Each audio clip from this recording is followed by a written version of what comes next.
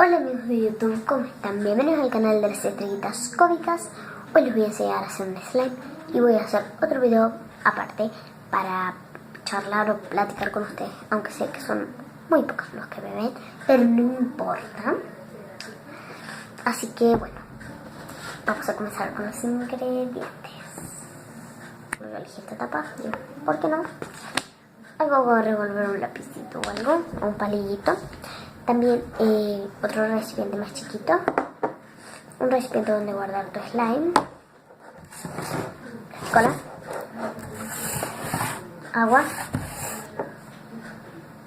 colorante que es opcional, o brillantina que también es opcional, y jabón en polvo o borax.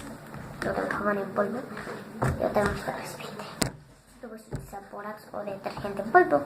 Bueno, vamos con el proceso. Poner tu goma o tu resistor ahí. Van a notar que de rato se pone re linda como ahora y de rato horrible la cámara. Pues lo siguiente que va a hacer es echarle el colorante o la brillantina. Le van a poner agua. Si me notan un poquito de la voz así como la voz rara o un poquito anormal, es porque estoy un poquito enferma de la garganta, pero no pasa nada.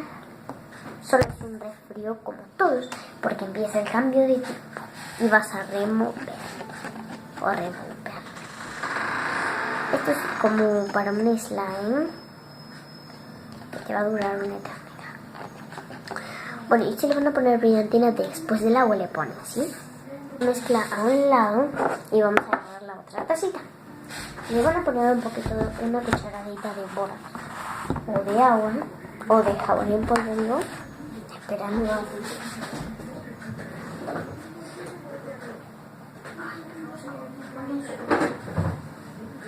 Bueno, miren, yo traje un cuchillito para ayudar. Una cucharadita.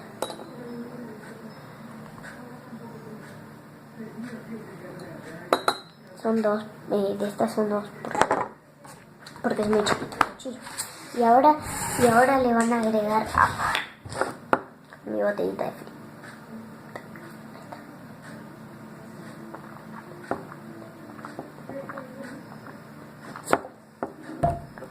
Deliciosa.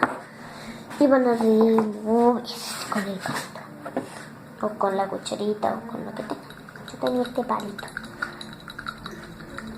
aunque tengo este otro lápiz.